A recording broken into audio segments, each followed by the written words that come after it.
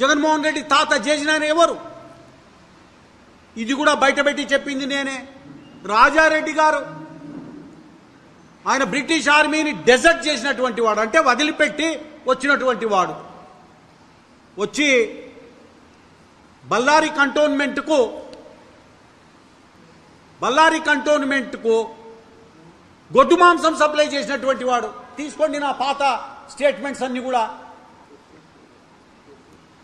గొడ్డు మాంసము కంటోన్మెంట్ బ్రిటిషర్స్కు ఇచ్చినటువంటి సప్లై చేసినటువంటి వాడు రాజారెడ్డి. రెడ్లు కాదు వాళ్ళు. నేను మొదటి నుంచి చెప్తున్నా, రెడ్లు కాదురా నాయన, నమ్మకండి రా నాయన, ఊకే తోక తగిలించుకొని తిరుగుతున్నారని చెప్తానే ఉన్నా మొదటి నుంచి. నేను మళ్ళొకసారి చెప్తున్నా, మీది ఏ మతమో, ఇది ఏ కులం, దీని మీద డిబేట్ జరగాల్సినటువంటి అవసరం ఉంది. ఇంత మోసం చేసిన తర్వాత వదిలిపెట్టే ప్రసక్తే లేదు.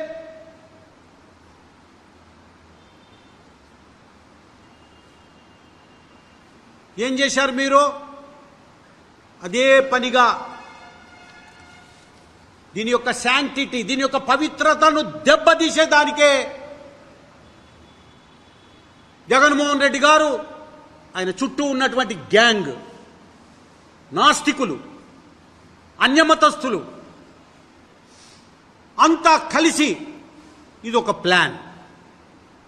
దాదాపుగా జగన్మోహన్ రెడ్డి ముఖ్యమంత్రిగా ఉన్నప్పుడు కొన్ని వందల దేవాలయాలను అటాక్ చేశారు. ఎవరు చేయలేదు ఈ రాష్ట్రంలో. వందల దేవాలయాలు, విజయనగరం నుంచి నెల్లూరు వరకు, మంత్రాలయం వరకు, అదే రకంగా పత్తికొండ వరకు మొత్తం విగ్రహాలను ధ్వంసం చేసినటువంటి వీటన్నిటి మీద ఎంక్వైరీ జరగాలి. అన్నిట్లలో ముద్దాయి జగన్మోహన్ రెడ్డి. రెడ్డిగా జగన్. జగన్మోహన్ రెడ్డి తాత చేసిన ఎవరు? ఇది కూడా బయటపెట్టి చెప్పింది నేనే. రాజారెడ్డి గారు ఆయన బ్రిటిష్ ఆర్మీని డెజర్ట్ చేసినటువంటి వాడు, అంటే వదిలిపెట్టి వచ్చినటువంటి వాడు. వచ్చి బళ్ళారి కంటోన్మెంట్కు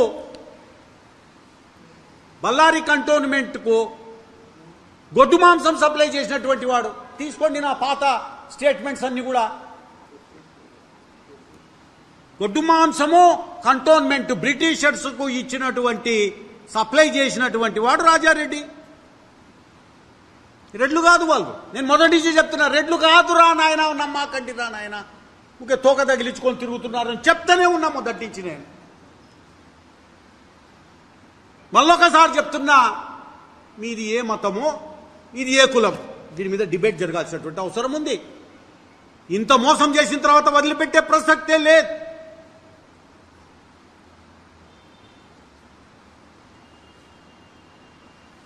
ఏం చేశారు మీరు? అదే పనిగా దీని యొక్క శాంక్టిటీ, దీని యొక్క పవిత్రతను దెబ్బతీసేదానికే